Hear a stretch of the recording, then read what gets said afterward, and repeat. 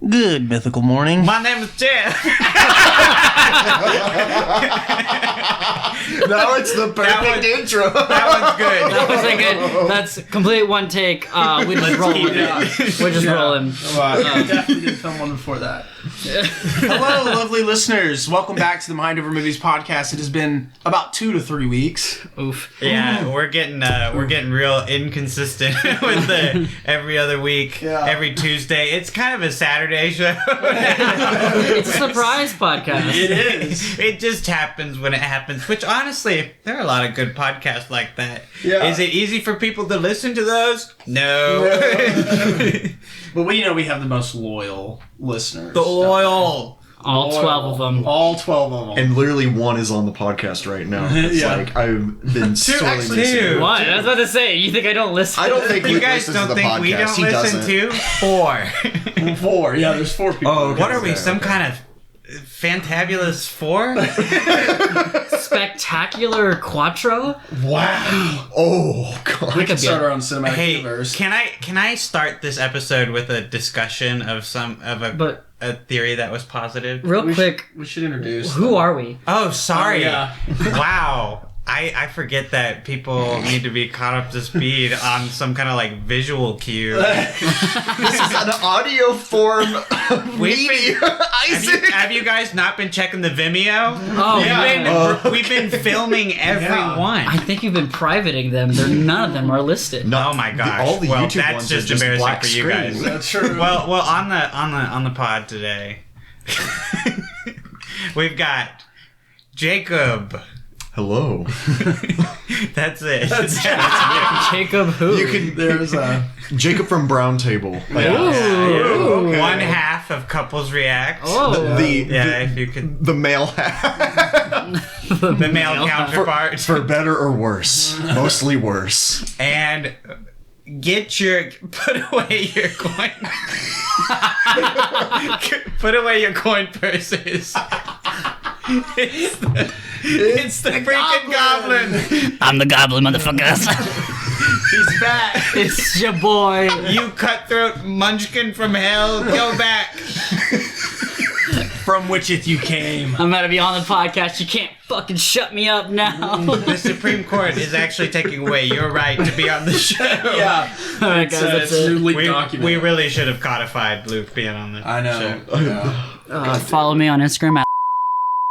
Let's You're You're plugging your shit. Why are you That plugging was- your shit at the beginning? Take 2 on that. I'll be surprised if you actually edit. Oh, I will. I wanted to ask you guys about the riveting like film TikTok like idea of doing small cinema, but it takes place in the MCU. Like an example that was given was a priest has a crisis of faith after discovering that after the snap. Like after discovering that aliens. Norse gods are real. Yeah. And there's not one god. And yeah. So it's like indie cinema, but it all takes place within the MCU. And this guy's dead That just- fucking serious. Yeah, on the he's TikTok dead that's serious. explaining it. Wait, okay, I'm completely fucking lost right now. Okay. What are y'all talking So about? there's a TikTok, okay? And for our lovely listeners who don't know this, I'm so glad we're talking about this. I was enraged. There's a guy on TikTok, and he says that the solution for more like cinephiles getting upset at the MCU of how big it is and how it's literally killing small indie cinema. His response to that is to fully kill it and say, let's do independent films, small character-driven, smaller story films, art films, but have them happen within the MCU. Just no superheroes, right? So it's just average, everyday people, but the world around them is the MCU. Had the same events. Oh my gosh, and like a priest coming to terms with Exactly, aliens yeah. and Oh, Norse yeah, gods. okay. Oh, that's actually phenomenal. A father coping with his Like all lost religions son. would collapse if aliens were real and like Yeah. superhero gods were among them. Yeah, but I mean, think about the idea that he's touting here. Not that idea specifically. That was just one. He I like Well, that. just like every, thought I don't know, just like, why? Why do we need that? Like, we don't why- need it, but I think that's like just that little thought experiment would be fun. But yeah, don't do that. I mean, yeah, it's fun, but couldn't they just do that in like a side story in one of their Disney Plus shows? Why do they need to? Why do we need to axe independent cinema in favor of Well, I Disney, feel like you could do that with really any type of superhero universe. It doesn't have to be Disney owned. You could do that with DC. No, it doesn't. You could even do that in Amazon Prime's Invincible. Like, Yeah. Well, it's just like, but it's the line of thinking. Yeah. It's the line of thinking. Bass backwards about it. Oh, so to like jump off that, do you think Marvel movies are killing independent films? Yes.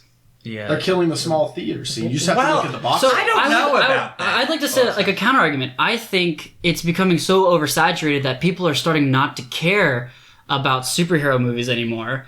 Well, I mean, I think a lot of people. I've heard a lot of people that's just like they're making too much stuff. I just can't keep up. I don't care that anymore. Right. And not that many people go to see every Marvel because it used to be like the 22 film epic before Endgame. Okay, yeah, but Spider-Man No Way Home made $1 billion. So Yes, but that's one of their hitters. You know, and one of the best movies out this year. True. Is struggling to make $30 million. what is Everything what's- Everywhere. No, it's not struggling. It's making $30 million every weekend, and word of mouth is boosting this movie way past its natural, normal lifespan. I think this is why I disagree about it killing independent cinema because Everything Everywhere is proof. I can't even remember the film that came out that flopped. The knockoff Avengers. What were they called? What? The giant that had Harry Styles in the end.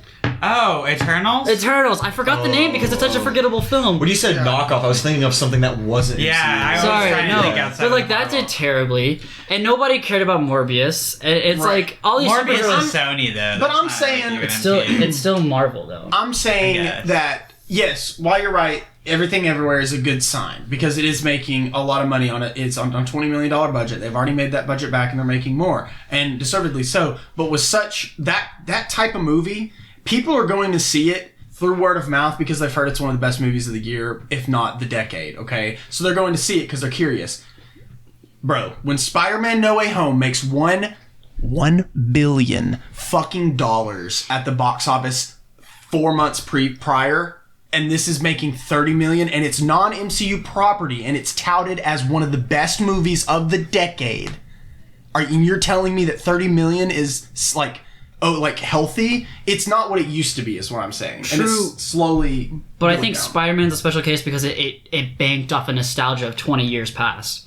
You know? That's true. That is an argument. It is like It's two an in-game generations level worth event of Spider-Man. kind of thing. Yeah, it was huge. There were so many secrets and rumors, and everybody wanted to see if the original Spider-Mans were coming back. And I mean, and but another case in point, Multiverse of Madness, like reviews just dropped for that today, and they're like very mid. Like it's not I'm guessing this is not going to be. Did you actually read them though? Yeah, I read a bunch of them. Because what I found when I read into the reviews is they're calling it mid because it does something different from the regular like safe MCU style. Right. It's very much a Raimi movie first, and people were Yeah. disappointed that there weren't like cameos out the ass. I guess so. yeah. That makes me more excited for it personally. I guess so, but they've already done like what have they done, like 100 million in pre-sale tickets already or something? So it was some Something like insane that, yeah. number. And So, you're looking at 3 of those suckers. I think yeah, true. We're I watching think- it Thursday. nice. I think that it will come to pass that like superhero movies will become oversaturated and people will lose interest because at first in the early 2000s it was new. You know, comic book movies were nerds and like only niche things, and then it became pop Only, culture. like 1 or 2 came out of each. Yeah, and like pop culture is now taking over, and now with how trends go, I think that will die off, and people realize that it doesn't make as much money as it used to. Yeah. And I think independent films will slowly start picking up again. Well, and here's what I'm afraid of, though, as well. You know, Feige, Kevin Feige, president of Marvel, just recently went on one of their infamous retreats where they all sit around and they get on the same page about where they're going in the MCU. That's how they literally, like, almost seamlessly did, you know, from phase 1, 2, and 3, they had these meetings, like they had a roadmap. And so they've been pushing back dates and not announcing dates for their movies and their TV shows. What I'm thinking is that they know that it's getting oversaturated, and this little retreat, they just kind of regrouped and was like, okay, we need to scale back the content. Kevin Feige's smart. Disney wants money, but Kevin Feige's smart, and they might dial it back to bring people back in. True, but if that happens, that's also a win for independent films because now They it's get more shine in the spotlight. yeah, they get more shine. It's not no one's competing. Yeah. For I mean maybe December. There's always gonna be a Marvel film competing for December box Right, office. Yeah. But like throughout the, Yeah. the rest of the year, all these other independent films have a chance to shine. Yeah. Because usually if something comes out the same day of a Marvel release, it gets It dies immediately. Yeah. I mean, even Marvel movies are cannibalizing each other now. I mean, like, you talk about the success of Spider-Man No Way Home. It came also at the expense of any future viewings of the Eternals. Like, I feel like once Spider-Man drops, Marvel fans, abandon that project. And, I mean, Marvel movies are built to last in, like, small communities. There's, like, theaters in little towns that just play Marvel movies 6 months out of the year. So the fact that they're making it that one Marvel movie gets less than 2 months to shine, Yeah. Fuck. And it's crazy because it's like to the point where like used to be Hollywood's safe bets, like for example, the Uncharted movie. It did okay at the box office. Not nearly as good as it would have done in like 2010 or 2012. Yeah. That was the type of movie that came out and everybody went and saw it just be fucking cuz. And it would have made $300 million at the box office, but instead it made like 110 on anything it made back. honestly, and a lot of people went to go see it just because Tom Holland. Just because of Tom Holland. Yeah. You see, and that's star power that still didn't pull people in. Like that's crazy, And true, we have to. It is post-pandemic, like coming right out of the pandemic, so that still plays a small part in it. But Yeah, for sure. for the most part, people are back at the movies. I think that the Uncharted movie is such a fun little like examination of what Hollywood is doing, being like 10 years late to everything. Like remember when there was a Slender Man movie like in 2018? You missed the fucking mark by like half a decade. Like how? And I think it's just that like big Hollywood executives like can't keep up with the internet. Like they learn about these things like through their grandchildren. Like it's like a chain of command, the little kids learn the memes first and then grandpa hears about it like 5 years later and goes, that's good. Good job. I will say, I do think video game movies are getting better. And to segue, a good video game movie was Sonic 2 released. Good segue. Yeah, now the most successful video game movie ever. Did you know that? Really? And Jim Carrey's highest grossing movie ever. What? Yeah, Yep. like What a movie to retire on. insane statistics. Was it The Mask? I think was his highest grossing at the time, or was it something else? I think it was The Mask, The which is Mask. crazy to me because like The Mask is like the most mid of like the Jim Carrey bops. I like, love The Mask. Let's be fucking real. Yeah. Truman Yeah. Show's the shit. Truman Ace Show, Ventura's the shit. Even yeah. Dumb and Dumber is the shit. Wait. The Mask. I'm sorry, you just look like a fool. Yeah. Wait, it's pretty good though. Jim Carrey's in a lot of like good films that aren't like blockbusters though. Yeah. So to say like it's most successful. But what did y'all did you see Sonic? I haven't seen Sonic 2 Oh, yet. man. I want to. I do want to. Gotcha. So can we just start commenting on it? No, go ahead. Yeah. It was pretty good.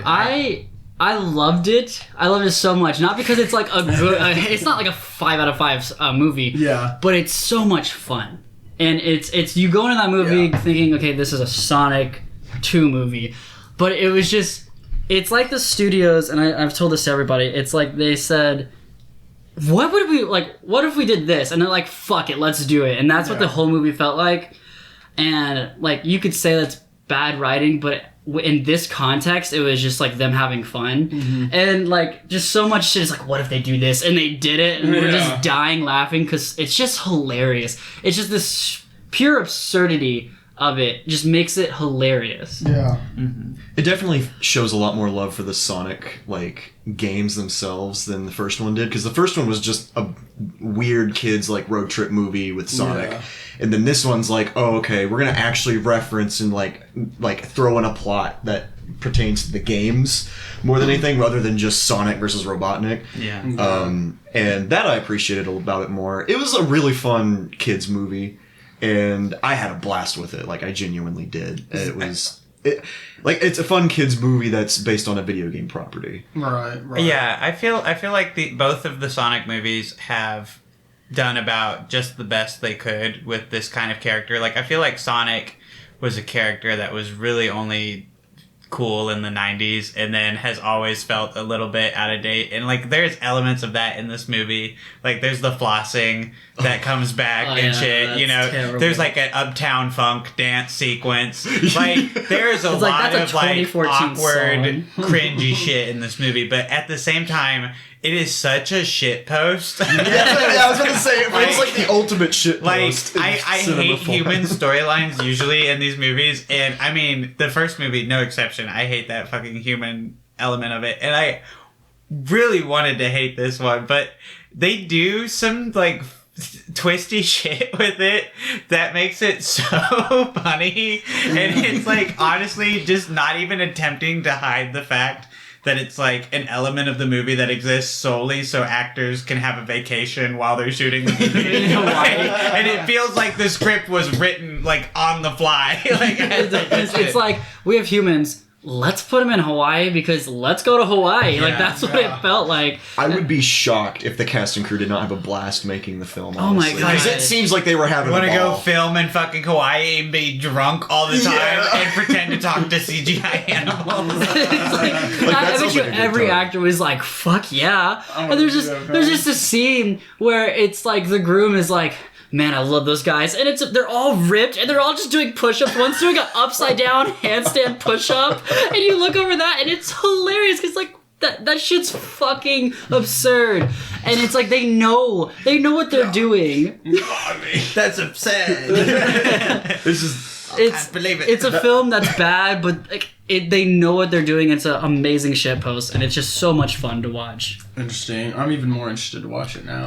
I would say check it out. I mean, buy the hype. it's better than the first one. You can at least give it that. Right, if you right. walk away from Yeah, no, I did enjoy it a bit more than the Yeah. first, for sure. Dude. Well, okay, speaking of, I don't know, somebody said something that triggered me real quick, a little last piece of movie news. Ooh. Justin Lin stepping back from Fast 10, Oh, the yeah. literal ending to the franchise. He's directed 5 of these bitches and he's stepping down. And we figured out that an anonymous source told this journalist that basically the reason Justin Lin quit was because of Vin Diesel. Because Vin Diesel would show up to set late, not prepared, not in shape, and would not know his lines. And a movie Rotten Tomatoes critic that I follow retweeted it. Was like, this is actually fucking hilarious because have y'all heard Vin Diesel's dialogue in these movies, bro? Like, how do you not know your lines? Family. Oh my yeah. God. And so and there's that weird. You see that Instagram video that Vin Yeah. Diesel did, Wait. where he like filmed himself with Justin, and he's like, hey, first set of Fast X, and Justin Lin is sitting there looking like the most uncomfortable human you have ever seen in your life. It is actually cringy to watch. And Vin Diesel goes, "Is this going to be the best one?" And Justin just goes, like, "I'm not even shitting you." He goes, "Yeah, it's looking like it," and just looks away. And Vin Diesel God. goes, "Yeah." God, that's Wait, doesn't Vin Diesel bad. like co-direct and co-write or some shit like Well, that? he's just a big producer. He and, produces wants, them, yeah. He wants it to be consistent with his vision. I don't think this move should be very surprising to anyone following the development of this movie because Vin Diesel has been absolutely unhinged. Can we just revisit Oh, what God. he said to fucking You're my favorite comedy brother. pasta. my little brother, Dwayne? The time has come. The world awaits the finale of Fast 10. Oh, God. As you know, my children refer to you as Uncle Dwayne in my house. There is not a holiday that goes by that they and you don't send well wishes. But the time has come. Legacy awaits. I told you years ago that I was going to fulfill my promise to Pablo. I swore that we would reach and manifest the best fast in the finale, that is 10. I say this out of love, but you must show up. Do not leave the franchise idle. You have a very important role to play. Hobbs can't be played by no other I hope that you rise to the occasion and fulfill your destiny. Does Why he? is that some Palpatine shit? Did Literally. the Rock Strike me ever down. come back? No, Fuck he, that. he like was like, fuck you for doing an ultimatum on the internet like that. And it Yeah. seems like he might have been treating Justin Lin the same way. Like, Yeah. give me the best fast movie ever. Yeah. But I want to go back to him being a producer. As a producer, you proofread the scripts, you know the plot. He should know the lines. Like, if anything, it's like him going, "No, Maybe I he's a want to shitty say producer, this." too. Uh, I'm just saying, dude. he's- Damn. I don't know. That's just what the source said, and apparently the source also is like, that's also the reason The Rock doesn't want to be any more of these things, because he fucking hates working with Vin Diesel. That's literally the only thing. No, he was in that one movie that like erased his memory or something. No, Vin Diesel. He was in that movie that like he was like erased his memory and he kept fighting these people, thinking those were the people that killed his wife or something. What? Y'all remember that? This movie? What- Do you not remember that? That sounds It's- interesting. Vin but- Diesel is like this cyborg That's person. not helping. You don't know the title. You're I don't. You're covering I for don't. the fact that you don't even know what movie. But, well, I mean, it is. see, like, I never went to go Googling this see it, but I remember seeing the commercials for it, or commercials, no one watches commercials, the trailers for it, and it was like, he would go out and fight people, and they would erase his memory, and they would implant the memory, like, oh, this person's the one who killed your wife or something. Holy shit. Wait. I know what you're talking Is about. this a fever dream, or Oh, am I... it's No. Bloodshot. Is it Yes, Bloodshot? yes. Okay, this is the only other movie I can remember him ever being in. That's like from last You don't year. remember, That's like, The Chronicles of Riddick, XXX? No. Saving Private Ryan? Yeah, no, never mind, you're right. Exactly. he's in the Iron Giant. He's the Yeah. Iron Giant. He's the That's what Iron I know Giant. him. Oh, wait, no, Oh, guys. he's Baby Groot. He's Groot. That's what I was about to say. Yeah. He's Groot. Babylon AD, one of the worst movies I've ever watched. You ever see that one? Oh, Yeah, God. I did actually. But all that to say, like, none of us didn't even know The what one the with the movie I was twins? describing. He's not, like, a renowned... Yeah. He's not a good actor. He's only known because of these movies. He's only known because he's Vin Diesel. Yeah, it's Vin Diesel. He's a very strong boy. Yeah. I mean, true, but... Damn. Yeah, anyway, I just think it's hilarious because it's costing them upwards of $600,000 to $1 million a day to keep the crew idle while they look for a new director. Really? Yes, that's Oh what my I read. The God, dude. article that reported on it. My God. It's fucking crazy. This is not gonna... Like, it might make its money back because I think... the Fast movies always do really well. Yeah. Yeah, it's gonna be like, oh, it's the last one. We gotta go see it. But it's gonna be in 2 parts. Yeah, too. 2 parts. Ooh. And Jason Momoa's the villain. Fast 10 and Fast 10 2. Listen, I'm not going to go see part. I'll wait for them to go on HBO, a week after they release. That might be when I binge the whole series. Yeah, I need to catch up on the series. I'm not about to put my... You don't really need to, honestly. Honestly, here's a fun fact. I've never seen a Fast movie in theaters. Really? Yeah, I know. You just thought you recently said- watched all of them. I thought you said you saw 8 or 9 in theaters. I was at the drive-in and I watched bits and pieces of 7. Oh, okay. And I didn't remember it at all. I was there with friends. We were hanging out. I think the last one I saw was 7. Yeah. I didn't go see No, it. 8. Okay, everybody dogs on 8. 8 had the craziest fucking sequence I've ever seen in my entire fucking life.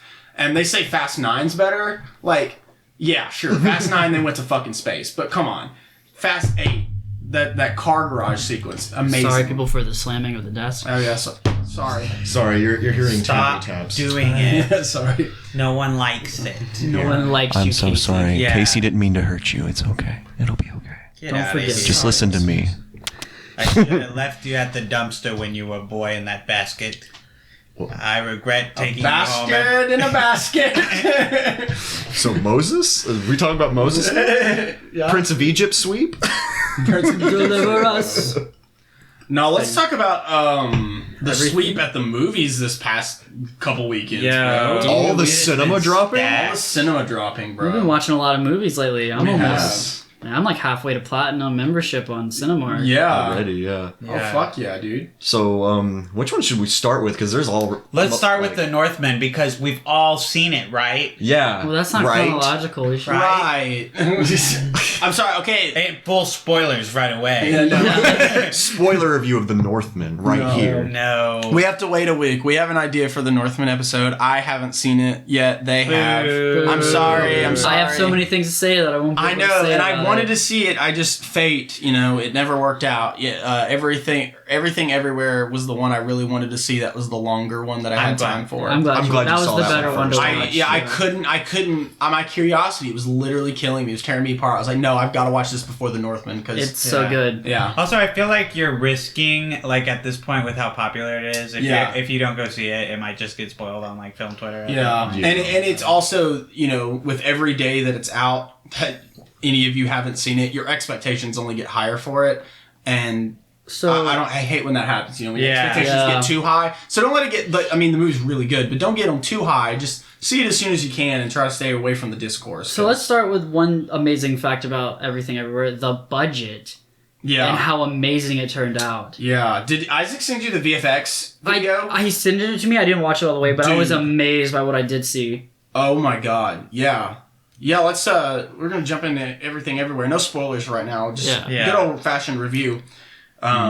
Yeah, who wants to I'll kick it start. off? Yeah. I'm just going to be real with everyone. I think this is one of the best movies I've ever seen in my life. And to confirm that it was not recency bias, I ended up seeing it again at 11:50 a.m. on a Monday fucking morning. So Little that matinee. is the power this movie has. And also, I have never cried so hard at a movie in my life. Really? Really. Wow. I mean, the second time I saw it, I was like underwater for half the movie. It was just, I don't know, a thing of... It starts off with such a good, like, independent film feeling. Mm-hmm. Like, you just feel like, oh, man, this is refreshing. It's not some bullshit Marvel movie. And, like, I say that. I love Marvel movies. I'm not saying they're bad. But I'm saying, don't get it twisted. We're all Yeah. shills. We're all But it's like chills. nice Calm to down. see But a it's- movie with like emotions. it's in refreshing. It again. It's something different. It takes its time, and it is a long movie, but I never looked at my watch for it. I was like, it captivated the entire time. And it was so interesting to see how, like, with the trailers, how it was going to get there. Because it starts off so mundane. And you're like, how does it get to this point? As crazy as it's going to. And it's a good story. It's a good character piece. Every character, I feel like, is well developed. Mm-hmm. And just, you spend a lot of time. Also, it's just good thought experiments to think about, like, science fiction and, like, the multiverse. Yeah, like it's just like legitimately like an interesting sci-fi concept. Definitely a lot of like the Matrix 1 vibes in this movie. Like I don't think this movie happens without Matrix 1 existing. Just the Wachowskis. It's got the Wachowskis all over it. But it's so wholly original despite Yeah. that Matrix like feeling.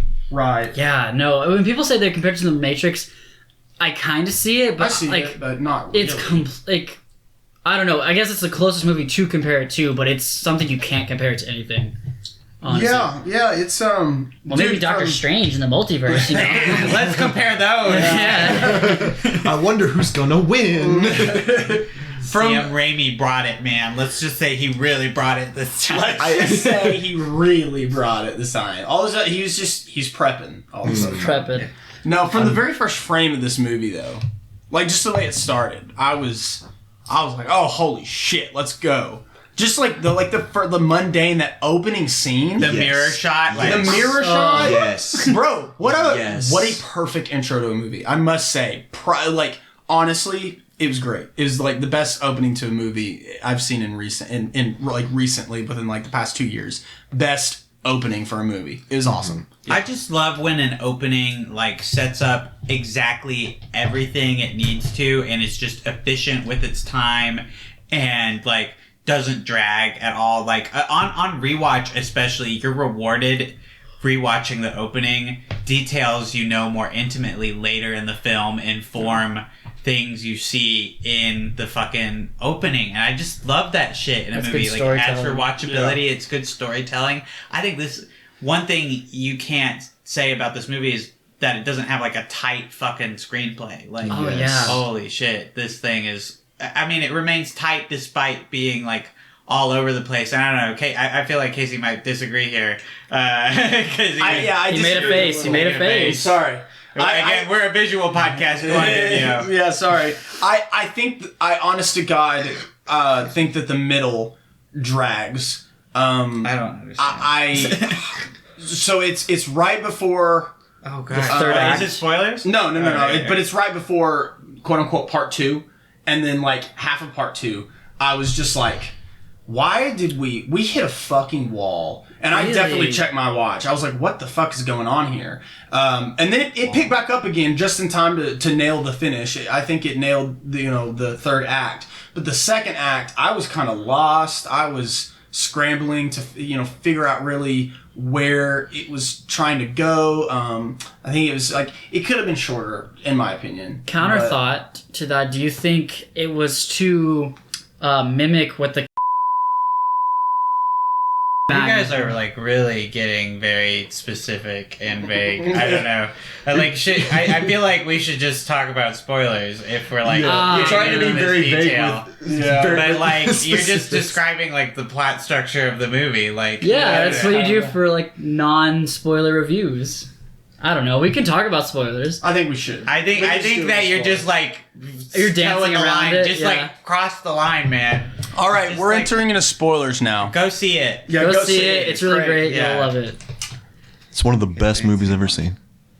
All right. Okay, where do you think this movie drags? Right after it's in the mall and she what was it? Her husband gets like hit in they're like in the middle of the mall in between the two escalators, right? And then he like something happens and he falls down, or maybe it was when the other universe of him died and then her husband came back. Right there it starts dragging because it felt like we were immediately going into the third act, but we were only a little way through the second act, and I was like, oh, so there's way more, and then part 2 is everywhere. Kind of feels like a final fight about to happen. Yeah, and then it doesn't happen for another like 35, 40 minutes, and I was like, oh shit, like I don't know. I think that's what I was getting at with like at the end of the second act, you stop and we start over. Yeah. Well, I mean, she literally like fucking dies. Yeah. Like what? I mean, I don't know how that's not moving the plot forward. Like she dies and it drives the plot forward in such a big way because she has to actually confront like her shortcomings. Like I feel like that's the whole drive of the third act is finally facing the reality of this character being a shitty mom. Like it is, but it took its sweet ass time. Well, I think it feels final. And I wouldn't say, I don't know if it drags, but it definitely feels like that could be an ending. And I could see how you could think, like, oh, this is the ending of the movie, like, oh, we're still going. Because when she dies, it definitely feels like a finale moment, even though there's more to be resolved. And I could see that being, like, maybe a downtime type of thing. Because it does feel very, like, oh my gosh. Yeah, we're near, like, this is the climax, but it's not. But it's not. It happens 30 minutes later, almost. But since it is 3 parts, I think you could argue that it's episodic, and it has 3 climaxes, and that's maybe the point of the movie. Well, I would also just, like, for me personally, what I got from it is it just feels like, this is kind of a weird way to describe it, but it kind of feels like stages for boss fights in games. Like how the climax works. It feels like you complete stage 1 of the boss fight, then there's stage 2 and stage 3. There just felt like there were multiple layers to the climax itself that it felt were necessary to get the poignancy of where we were leading to, and then how it completes itself. And I don't know, that's just how I personally took it, and I loved it a lot. I think that this was such an essential part of the movie because it's only when she dies and goes back to the universe where she thinks she has everything exactly the way she wanted it in life, that she left her husband, that she became famous, that she, had great success as like an actress and had her father's approval. In that universe, still feeling that longing to be with her husband, and that whole culmination of that arc for her where she's like, I bet he's only making things worse over there. And then, it's that I just talked to her, like that scene. I can't believe that you don't think that's some of the best material in the movie, because for me, that resolution with the daughter and the father in that part of the film is just like the whole point. I do think it's really good. I mean, those resolutions, I'm talking about just like literally everything in between that she did to get there. I just feel like there's a way that it could have been cleaner, because I know for a fact I was a little confused about what the fuck was going on. So I would say maybe because it's a movie, but this almost feels like it could be a 3-episode, hour-long series. Like a miniseries? Like a miniseries, but that doesn't make money. Right. And I'm glad it wasn't, because it's an amazing film and nobody would have saw it if it was a TV show that's 3 episodes long. Right. But it's 3 stories, really, because you are dealing with 3 different plots with each part. And I think with the title itself, is everything's first. Yeah. Everything everywhere, all at once. Yeah. I think the movie, shows itself and explains itself like that is what this is, and just because of the constraints of like modern day society, this has to be a movie to be seen. Well, I mean, yeah. I mean, and maybe my issue doesn't lie exactly in all the emotional beats getting there. I think it's that toppled with the fact that the fight sequences are so fucking long. They're fun as hell to watch, and they're very like amazingly done. But just topple that with the fact that Act 2 was like super long. I just think it was like, that's what made me check my watch, because I wasn't understanding. I was like, I feel like we should be hitting emotional beats here heading for our final act, when we still actually have a long ways to go. But that's I can see why you would feel that, but I think everything that was shown was necessary. Yeah. I was about to say, it feels justified to me in that every scene to me feels like it has a purpose, and it just comes together in my brain. Well, and I think it's just like, it's such a brilliant movie in terms of how every layer, every little universe that they choose to focus on relates in some way to another scene. Like, scenes happen concurrently, and dialogue starts in one universe and ends in another, but I don't know, the beats are more complex for that, and I felt like I didn't fully grasp a lot of the things that happened the first time, and the second time I was like, holy shit, I can't believe I kind of missed the point of this character arc. There's an arc for Evelyn in the movie where I think this is maybe the part you're talking about, where she kind of becomes like Jobu Tupaki. She's like, I don't think this means anything at all anymore. Fuck it, this is so stupid existing. And she's totally seeing her daughter's point. But I think that you need to have that understanding of that viewpoint to get into the final part of the movie, which pays off big with the husband, have stupid blind optimism anyway, even despite it all. I don't know. Well, he has a reason for that. And and I guess, can we transition to character development spoilers? Because I think the 3 main characters, spoilers, man. The 3 main characters were outstanding. I loved the growth and the flaws of every character, because you have the mom that thinks she is the glue of everything and thinks that only she can do things right, and she knows everything right, and it has the hints of cultural trauma, making them feel that way, and cycles of abuse, generational abuse, and then the father who is just wanting to bring joy into his wife's life, and she thinks he's just some dumb idiot, but he really sees everything, but he chooses to be a positive outlet in their lives, to be that source of positivity. And he's and in the end, oh my God, I that's when I started getting moved, when he's like, this is how I choose how to fight. I choose to fight the world through happiness and positivity. And I was like, he's not an idiot, but he chooses to just be happy. Yeah. And I love that. And then you have the mother-daughter relationship, and someone else can take the baton, because I've talked a lot. Oh, yeah. I guess just this movie has such a good message. I think that's part of the reason I love it so much, is I didn't expect that I needed this movie. And then I watched it, and I had such a strong reaction to it. And that's how I know I love it so much, is that it's so truthful in its emotions, and it feels so real. And I think this is part of why this movie is so brilliant as a project in general, is that it's just people who are filmmakers of our era. You know, they learned to make movies through like YouTube tutorials and like from watching kung fu movies that they loved. They like copied choreography that they liked. Like, this is just such a miracle of a movie that it exists on a $20 million budget. Yeah, on a $20 million budget, that it is, I mean, so emotionally resonant. Like, I don't know. I just am so glad this movie exists. I really am, and I didn't know I needed it before I saw it.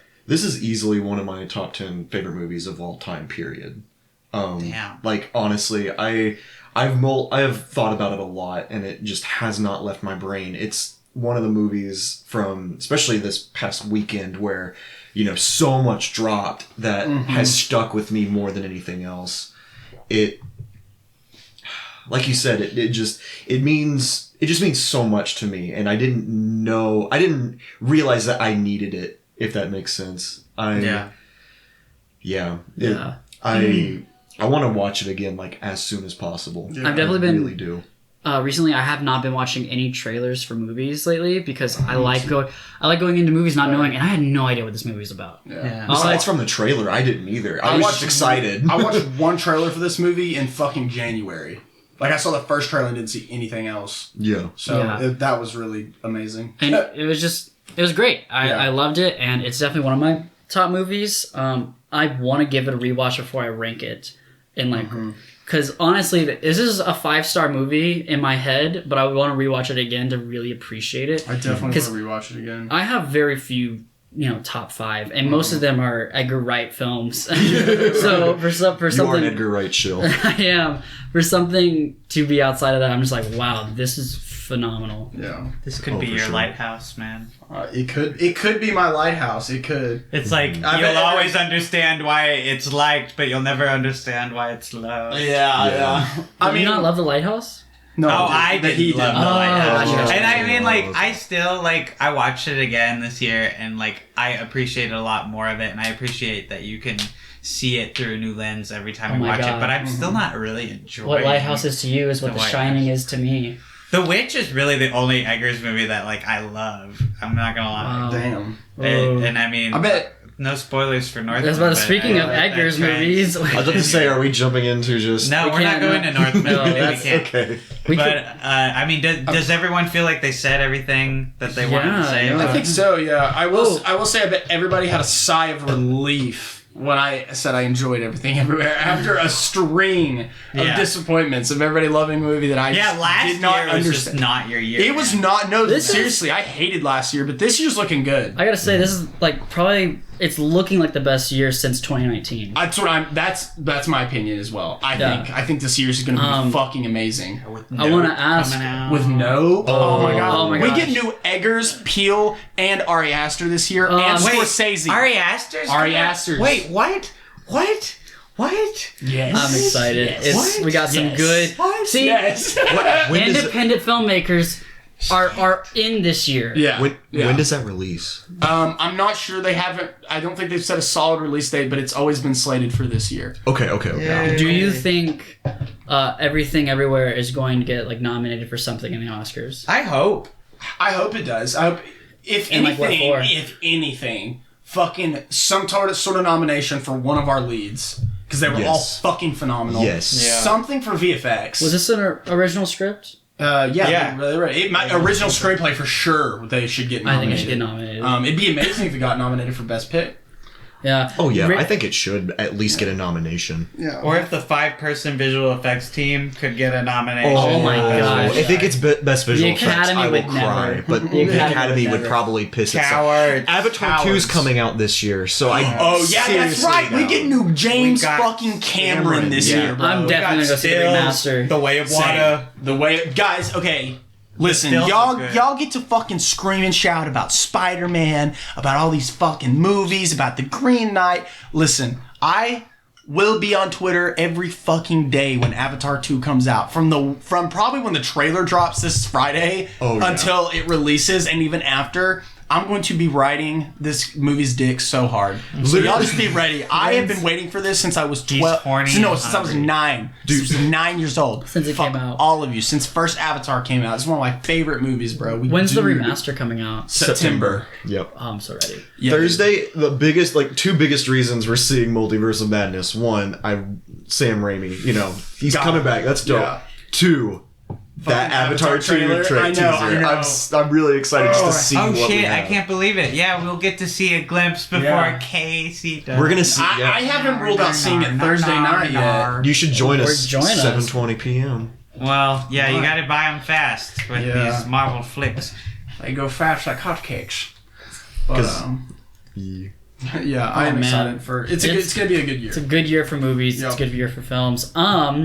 Let's talk about some passion projects since we got some filmmakers going on right here.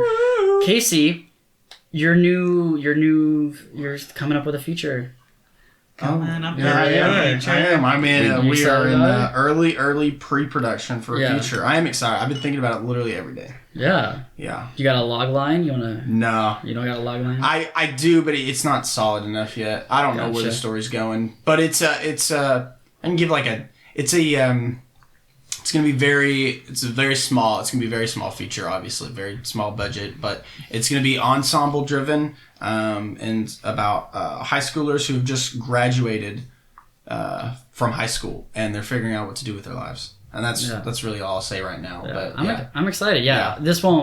You guys won't see this for 2 years. yeah, no, it'll be a while. But just to let you know, we are doing a feature. Yeah. We are. It's gonna be amazing. Yeah. And now y'all can bug me about everything holy, because that shit had already been done. That should have already been done. Whoa, I didn't even think about the fact that that's not out. Yeah. What's left? Did you get licensing for the songs we want? One of them I did. Yeah. You're still waiting on that second one? The other one, they just never got back to me, so I'm saying fuck it. I'm Yeah, finding we got- something else. yeah, But something. I got the one I really wanted, which is the end credit song. And Good. Oh, that's amazing. good. That's good. Yeah. That is... So I got it for a good price too. And so So- we'll do that. And then only thing left is I need to go get plates for you the got green those. screen.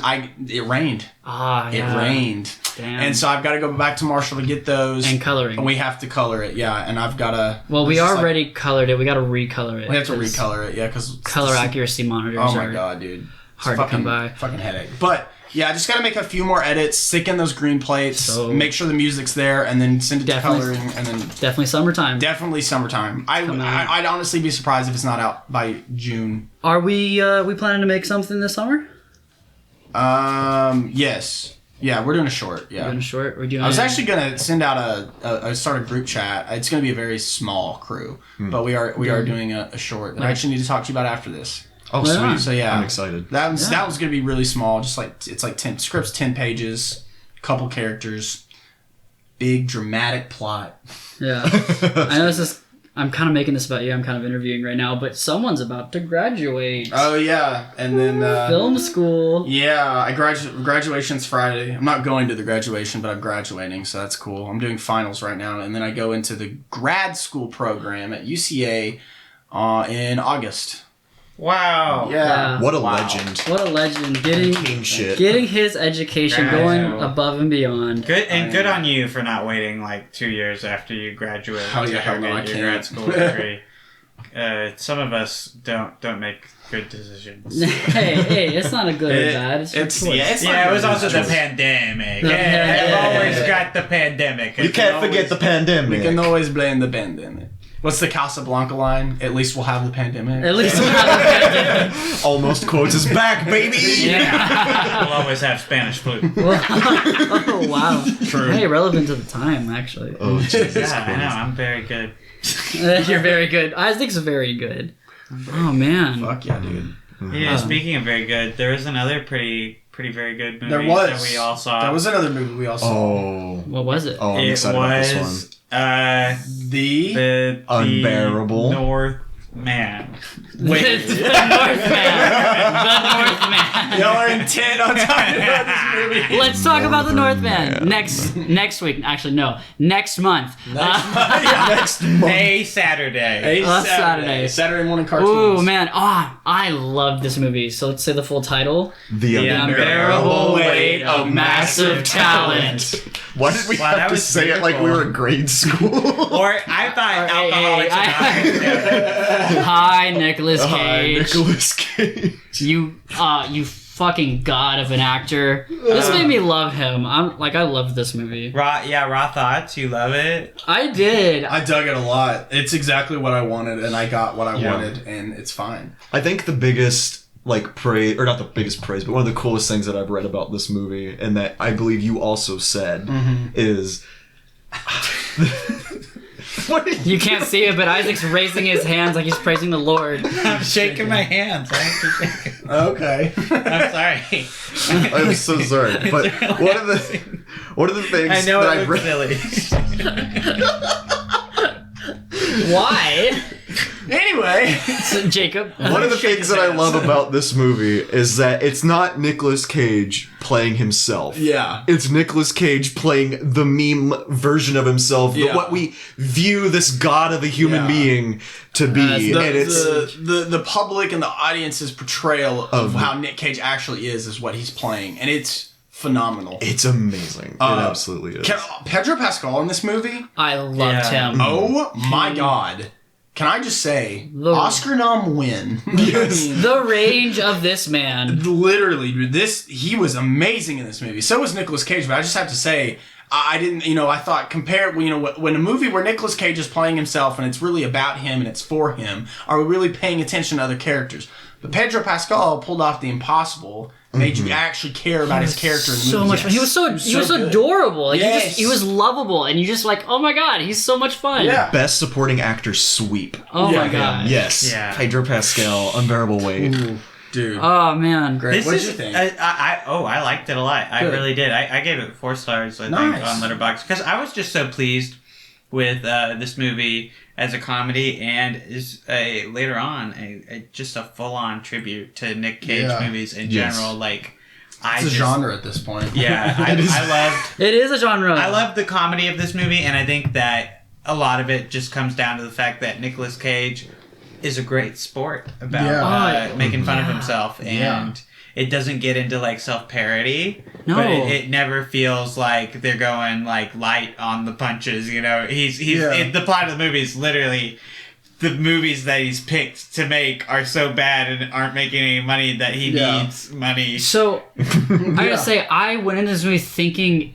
it was literally him, because I thought the trailers were like, he is forced to reenact his old characters. I don't know why I got that, but and then when I realized it wasn't that, I was like, oh my gosh, this is so much better than I was expecting. Because what it is it paying homage to all of his films and doing sequences from his films.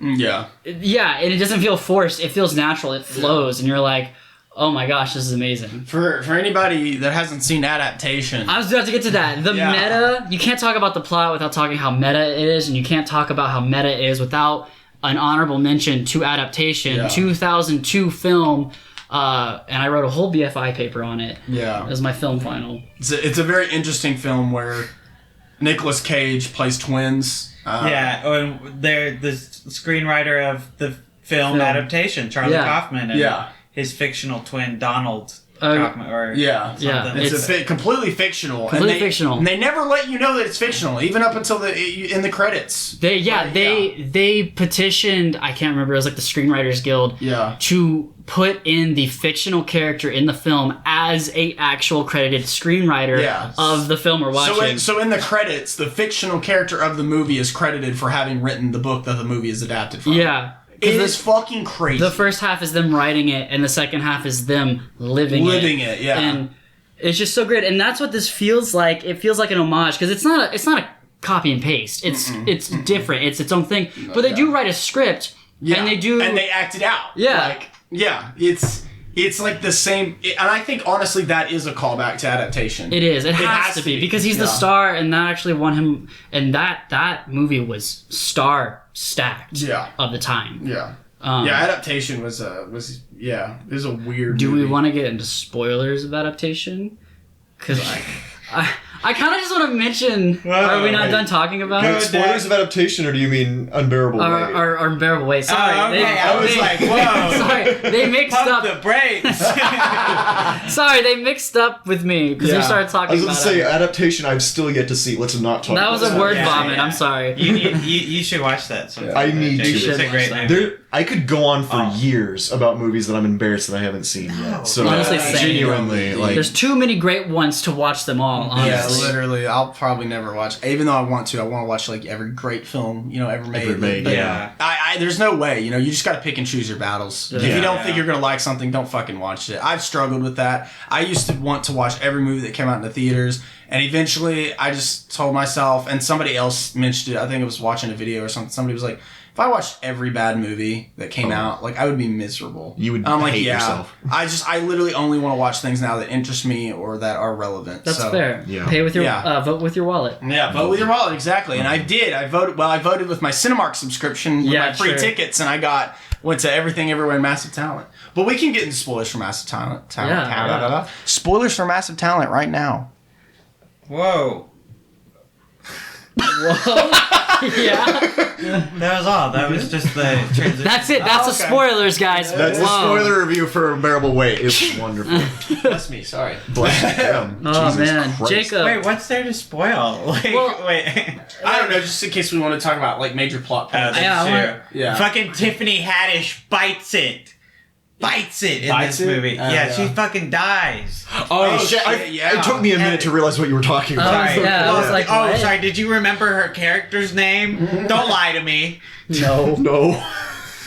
My brain is not. Character. That one person, yeah. For those who hadn't seen the film, what character? It's the CIA agent. Oh yeah, I totally knew who we were talking about, guys. Anyways, Jacob, spoiler thoughts. What did you think? Okay, I think what was your favorite part? My favorite part of this was the Paddington 2 love. Yeah, lots of Paddington 2 love here. Like it made me want to like actually stop everything and go back and watch Paddington. Literally thought about watching Paddington 2 after It made me want to watch it. It made me want to watch it. I legit may just stay up tonight and watch it both right now. Yeah, literally. Yeah, it's good. I think I don't know if I have really any like spoiler thought. I guess I love the ending when it went from him like stabbing him and it's cut to the movie scene. I thought that was fucking incredible. I was lost. I was so whiplash. I had whiplash, and then when I understood, I was like, "Oh, this has got to be like the best thing ever." Bro. When that happened, it literally was like, why are the like two greatest movies from this weekend just pulling people out of the theater? Like it did it in Everything Everywhere all the time as well, or all at once. I had to look over to Isaac like, what just happened? And he's like, they're switching to the actual movie. I'm like, holy shit, that's so good. Like movie buff is confused by movie. Asks other movie buff what happens. Hey, what? I lost. I'm sorry. Please help me. So, the biggest thing just happened, and this is what happened. Oh! Well, I mean, I didn't. That's To be so fair, good. I didn't give it time to sink in. I was whiplash, and I immediately. What happened? What the fuck happened? What just happened? So I didn't actually give it time to think and be like, oh. I immediately turned to Isaac like, what's going on? Yeah. But my favorite part of it was like just the bromance between. I guess this is not spoilers. The bromance between. Never mind about spoilers. The spoiler warning was spoilers unnecessary. for the 2002 movie adaptation. not actually. Well, for I'm gonna get into a spoiler byproduct of it, but I love the romance between just the two main characters, Nicolas Cage And Pedro Pascal. Yeah, because the bromance was so. Real. It felt so good. It was just like, oh my gosh, these people are becoming best friends. I loved where they switched shoes and they're about to kill each other. That was cool. That's spoiler. That scene is amazing. That scene was amazing. Yeah. They're like, man, those are really nice shoes. They look great on you. Like, really? I think these would look great on you. And like, you want to trade? Like, for realsies, for keepsies? Yeah. I was like, that's so adorable. And this is actually spoilers. That was right before they're about to kill each other. Yeah. So that was just an amazing part. I love. But they're talking about like them writing the script and like, what if there is a paranoid comedic sequence? Like, really? Yeah, You think- when they're on the acid. That's another thing. It just felt like, why the fuck not moment. Like, you want to take acid? Yeah. Yeah, sure. And then the text messaging. Yeah, the CIA lady said, I'm tripping on acid. She's like, what the fuck? What movie did he reference? It was like real something moment. Yeah. I can't remember. I can't remember. But they were referencing other movies, and they're like imagine those two guys looking at us. Wait, are they looking at us? I don't know. Are they? it's great. And they're just sitting there eating ice cream. Yes. They're like, okay, we're gonna look, but make it casual. And they're like, whips their head. Yeah. Like, it's so good. There's just so many good moments of that. And then thoughts on Nicolas Cage's alter ego. Oh, where the he CGI kisses himself? one? Yeah, his Nicky. de-aged, Yeah. his Nicky. Little That Nicky? was like is a that his, freaky Is that how he's thing. credited in the credits? Because wasn't Lil Nicky a Nicolas Cage film? I think it was. Maybe. It definitely was paying. Like, it was definitely referencing. Yeah, it was something. referencing an old character. But I love that, and like those weird moments where he's like, "We're so fucking good," and he kisses himself. He's like, yeah. we're Nicolas fucking Cage." Right. I messed up. Lil Nicky is an Adam Sandler movie. Yeah, come on, okay, man. okay. Come That's on, what I Casey. thought. Sorry. We all knew that. I didn't know that. None of us knew that. I had the thought. I just didn't verbalize it. Yeah, it was fun. This is a very fun movie. Oh, yeah. And I loved all the different homages to all of his other movies. Just like the Golden Guns from Face Off was fucking amazing. There was a couple other ones in there that I remembered. Somebody made a reference about Mandy being one of the greatest movies ever made. That was cool. And yeah, it was fun. It was a fun movie. I love the quote from like, my thespian intuition knows how to read people. Oh my Yes. god, yeah. And it's like, hey, did you hear that, guys? We can pack up and go home because Nicolas Cage's Jesus. thespian fucking intuition just told us that our years of research don't matter. And it's funny because he was right. He was right. Yeah, he was right. Yeah. That's the cherry on top. So good. I'm so glad we actually got into spoilers because Yeah. the spoiler section was about to just be empty. I'm about to be quoting this movie. Like, I'm going to buy it when it comes out. Nicolas Yeah. fucking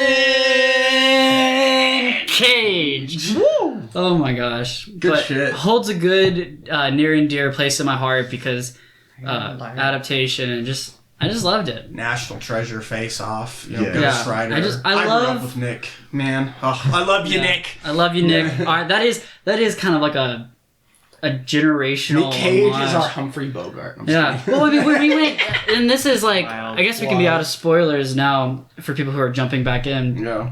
But when we went to go see the movie, there were only a few people in the theater, and they were all like people in their 40s. Yeah, when I me was- and Donna went, it was me and her and one other guy in the theater, and he was just some guy. He was like, he's our age. He was just there watching. And I really think that like the young audience, like 14, 15-year-olds, No, this is not for them. they won't get it. And it's like, this is really like, there's an age cap to Yeah. this, or age, There's a generational divide. yeah. Because if you didn't grow up with Nicolas Cage movies or you didn't watch them, Yeah. We happen you could still enjoy it, but you don't really get to appreciate it. Right. We happen to be right in that time frame where Yeah. he was getting really popular as we were like National Treasure. actually understanding movies and stuff. Like Yeah. Ghost Rider, National Treasure. And all National that. Treasure, when I was like 11, and this is such a stupid purchase, but it made me want to go out and buy a metal detector. And Same. And I went out, and all the money I saved up, I Yeah. bought like a $200 metal detector, and I'm 11, so that took me Yeah. several birthdays to save Right, up. right. And like, I used it a couple times. I'd say. I was expecting to find such cool shit, and then Yeah. that never happened. Well, it's cool that it made. Yeah, it made that big of an It made impact. that Like, big of I an wanted to impact, go yeah, buy like- metal. I was so like, I'm gonna be a treasure hunter. Yeah. I mean, Like, I did a similar thing because after I saw it, I basically begged for one for my birthday. And my Right? grandfather got me one. Same. So- I think Wow, my what a grandma got me one. similar experience Yeah. that I would everyone walk had. around the yard looking for lost treasure. That and the Goonies got me into that shit. And so that just Nicolas Cage's films had such an impact on our childhood. Yeah. What's your exposure to Nick Cage? Is it the same as us, or? No, I mean, honestly, it's completely different. Really? My mom is a big Raising Arizona fan. Like, she says that's the best movie, or one of her favorite movies, tied with Princess Bride. So I just was exposed to that movie a lot as a kid. So I'd say that's my most near and dear. But honestly, watching like the Wicker Man clips on YouTube was also a really great way that I grew up with him. Because he's just fucking ridiculous in that movie. Not the bees! Not the bees! And they reference that. Yeah, that was so good. I was there. And then Face Off. Donna and the other guy didn't laugh at the joke. I got it. I had to explain it. I was like, that was good. That was a really good one. I had to look over at Donna and be like, that was there's one other guy in the theater, and I don't think I heard him laugh at all. Me and Donna were laughing our asses off, but that dude did not laugh once. There was a guy in front of us laughing internally. dying in the theater. Yeah. He picked the front row seats, which is really weird in the theater. But he was just cracking up, and he was laughing, and we were all having a great time. Do y'all know how well this did? Because I don't feel like it did that great. I'm pretty sure I think it made its money back. Yeah. Like, it wasn't high budget. No, it wasn't very. I think it might have very. I can look up the. Yeah, but like. It was a fun film. Just judging by our theater experiences, it doesn't feel like it did the most. It only cost $30 million to make, man. That makes me happy. You know what? That just 2 movies, $20 million. You don't need a big budget to make a good film, and I feel like the lower budget films are the better ones. You know? I mean, with a lower budget film, you want to be more creative with how you tell your story, and a lot of the time that leads to better cinema. I just feel like all those, like, how much did Morbius cost? A shit ton of money. Too much. Honestly, it's just. Did you see Morbius? No. Did anyone? No. Well, there's a couple people. I thought about it. I honestly thought about it because it was a part of a 3-movie deal between Spider-Man No Way Home and Venom Let There Be Carnage. And if you saw all 3 of them, you would get enter in to win a chance to win a Los Angeles trip or something. But I just could not justify spending that much money. Spending money on a ticket to go see it. Yeah, I felt really I just didn't want to see it. I didn't. Yeah. It passed 100 million worldwide. Unbearable. Morbius. Yeah, Morbius. Oh, Morbius? Yeah, and it only cost $75 million to make. Oh, so, that's pretty crazy for a modern superhero movie. That nobody gives a shit about. Yeah. Especially with all the production delays, I would have thought it would have cost a lot more. Yeah. And just everybody talking about it and how just everybody knew it was going to be bad, and it still made that much money. Do y'all know how much Unbearable? Did any of y'all Google Unbearable? It's it made 16 million. Yeah, it hasn't made its budget back. That's so sad. Oh, really? I mean, it's not like they care anyway. They're not going to do a sequel to that movie. Or True, anything, but I mean, it's just like a little okay, this movie was appreciated type of nod. I mean, hey, it might get a Criterion release in the future or some shit. I don't know. Could you imagine? Maybe not. Adaptation got a Criterion, did it not? Adaptation did, yeah. Adaptation's a little bit more high art, I think, it is. than this. So Criterion picked it up. But if Criterion did a massive talent, that would yes. Oh yes. Yeah. That would be awesome. I'm trying to imagine what they would do for the cover for that, and that gets me excited. Yeah. That would be really cool. Yeah. The Fisher King. They'll do that. A little crayon drawing of Nick Cage. Oh man. So I know we're kind of doing this backwards in your normal show format, but since we talked about mostly just all the movies that came out last weekend, what did you guys see otherwise that didn't come out this weekend? I watched right on par, right on brand with the same Raimi madness going on. I watched the first Evil Dead movie for the first time. Okay. That was really interesting. It was fun. The special effects are really fucking good. And that's another movie that was made on a super small budget. He had a super, kind of ragtag crew for that one as well. And it was actually okay. I was like, I can see how this would terrify audiences. It was spooky. And the effects are really good. I really like the practical effects they did. There's a specific scene where one of the demons melts, and it's fucking cool, dude. I liked it. So that's what I saw of real worthy note, I guess. I rewatched a couple things, but Okay, sweet. What did you? I mean, I didn't watch too much outside of what we've talked about, but I saw Ingmar Bergman's The Seventh Seal. Yeah, I've been wanting to watch Criterion. It's like, well, it's just one of those like classic movies where it's been parodied so much that I didn't even know what the fuck it was from. Like, it's the movie that has a guy playing chess against death, which has been made fun of in like Bill and Ted. That's and, what, like, is that other its stuff. origin? Yeah, that's its origin. Wow. Is this movie, Yeah. and it was honestly a really interesting movie. Like, gave me Green Knight vibes for sure. Oh, okay. Then I need to see it. Yeah. showed It's it. just like a knight and his squire wandering around the countryside, and there's plague and stuff. What is the sidebar right now? What Sorry, is he this, was asking. gentleman? He was asking if we learned about that in cinema history, and I said yes, we did. We didn't watch it, but We watched a clip. We I watched a remember clip of it. Yes, Watching the guy play chess with death. Yeah. Okay. Gentlemen, Sorry, sidebar allowed. Yeah. Relevant. Just be Yeah. open about your Yeah. feelings. Well, I mean, I didn't want to cut you off, and then I didn't want to like me say it out loud. And So be you wrong. thought you would underscore me with Well, no one, you can't see You're on us. the microphone. They couldn't hear There's us. a microphone right next to your mouth. You can be heard, Blue. You damn fool. I didn't want to say something You're and be wrong about amplifying your it. voice right now. To tens of people. Yeah. You know what, motherfucker? It's still my words you're undercutting. I hate you. No, I'm I'm sorry. not talking about the movie I anymore. didn't mean it. I'm sorry. Did you see anything though? Did I see anything? No, Like, my I just entire forgot life about is it, consumed by literally. anime. I'm sorry. What's the main anime you've been watching? Ooh, bro. oh god, I don't know if I should say this one. Food Wars. It's very lewd. It's very sexual, but you learn a lot about cooking tips. Honestly, like I've learned how to cook a lot of stuff from the anime, so it's been fun. It's been Nice. a good journey. But yeah, me and Jacob have yet to catch up on Moon Knight. We've seen the first episode. I've seen the first episode as well, and I half saw of the the second first one. 3. Oh You did? wow! Oh, you did? I Look at expect me. a Moon Knight recap from when y'all will. speak again. Yeah, will. we should. Because What do you think of it? Just like general thought right now, just being at 3 episodes in. Not what I expected. Here it kind of changes in maybe the next episode, so I'm giving it until then. Gotcha. I just really it's riding on Oscar Isaac and Ethan Hawke's credibility right Yeah. now for me, and I think that they're doing a fun job with their characters. I just hope it gets more interesting. Just going on. Yeah. I mean, I absolutely loved the first episode. The first episode was baller. yeah. Okay, compared to so- the second one. Yeah, The second haven't one's been seen. boring as fuck from what Yeah. I've seen so Wow, far. damn, that makes me sad because I haven't seen any of the other ones. Yeah. And I was really telling Jacob, I was like, this feels different. This feels different from every other Disney Plus movie. Yeah. From based on the first episode. Yeah.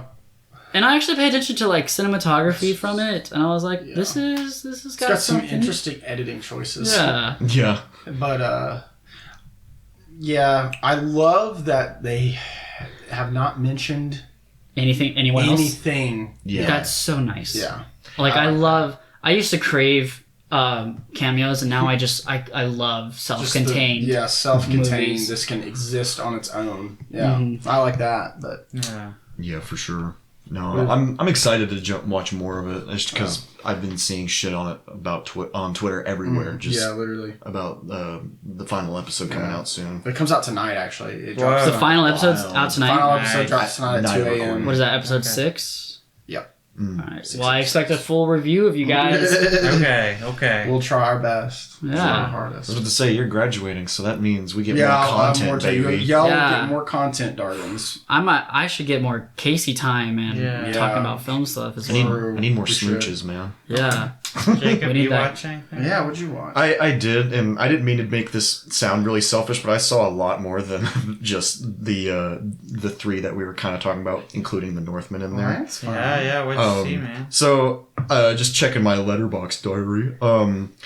The first one that I saw at the beginning of this week, I saw with the IRC cast and crew. We watched Pinocchio: A True Story together. Oh. You remember the trailer for that? The, Yeah. The father. Yeah.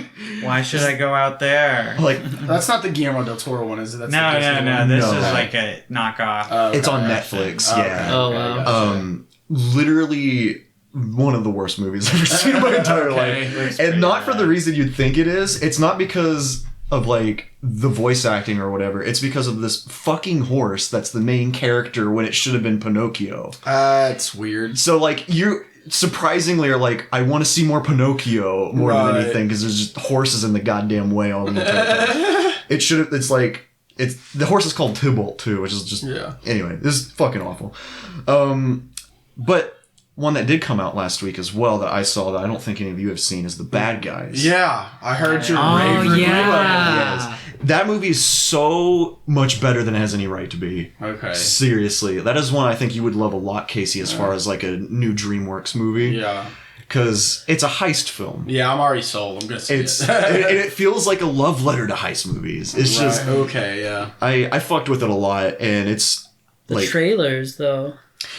Oh, yes. I didn't The even trailers watch do the trailer. not give this movie any justice. The trailers were shit. Yeah. The trailers made this movie look like it was going to be garbage, like just more... I'm so glad you love animation because I don't watch hardly any animated trailers, and I just saw just little snippets, like ad snippets of this, and I was like, fuck this. Like, what Yeah. even is this? But you went out and saw it, and then you told me how good you thought it was, and I saw a few other reviews that were like, what the fuck? This is good? Yes. And so now I'm just like, okay, it's just trailers that suck for animated films, I guess. I just think DreamWorks They in the market to children. Yeah. they do. And plus DreamWorks in the new like Comcast era, now that they're owned by them, they market their movies in such a shitty way, and I think they need to just revamp their marketing department entirely.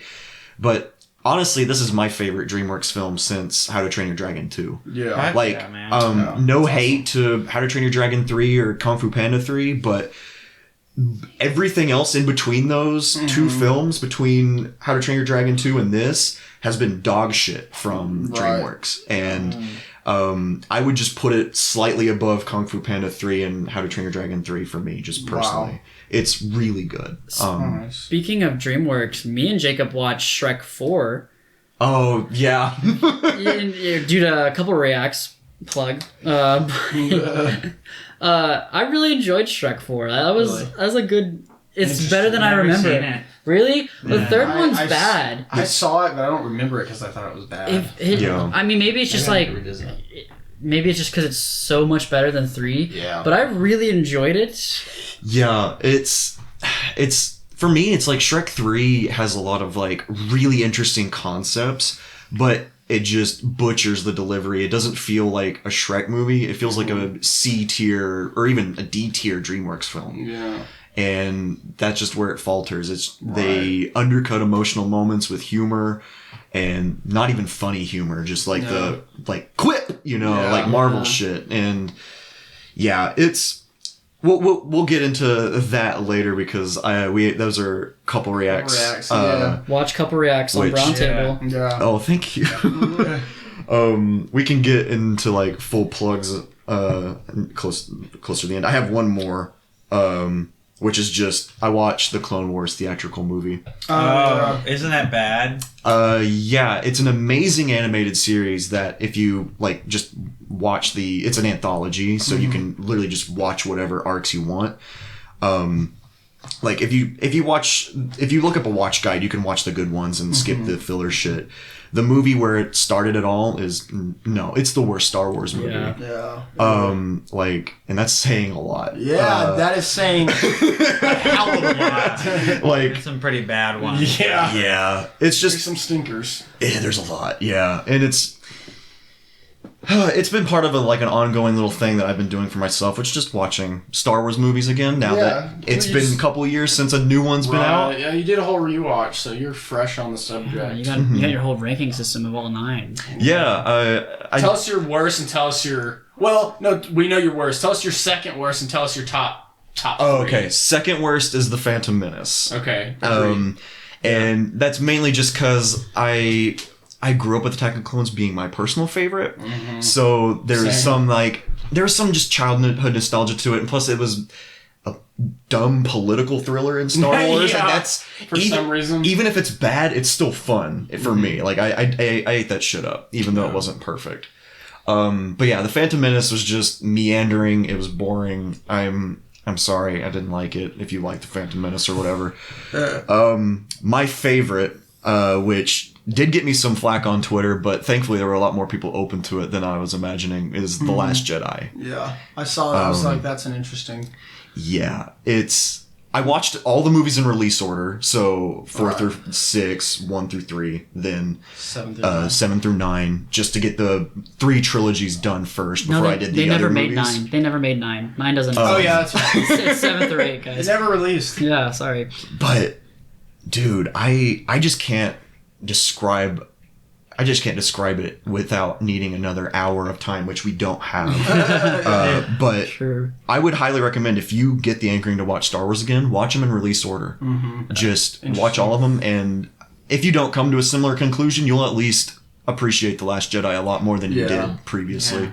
It's such a good movie, and thankfully I'm glad that I didn't get like stuck in a stigma where it's just I felt like it was shit or something. You know, I had a lot of fun doing a whole Star Wars rewatch just to kind of rank them for myself for fun. When you're watching the Clone Wars, when you're rewatching the Clone Wars. After I finish Rogue One and Solo, I have 2 more movies left on my rewatch. I will say, I think the Clone Wars is like my favorite of everything. Like of all show? Of all Star Wars, like all through 9, I think the Clone Wars, the show, all what is it, 5 seasons? Which one? 7 seasons. 7 seasons.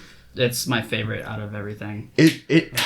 I would say the final 4 episodes are some of the best. It's like probably the best Star Wars movie. Right. But it's not an actual movie, so you can't really count it. Honest, if you don't want to watch it, just go to season 7, Disney Plus, watch the last 4 episodes, and you'll feel like you watched a movie, and you'll be like, you'll have, I don't know, kind of a better appreciation of Star Wars. Yeah.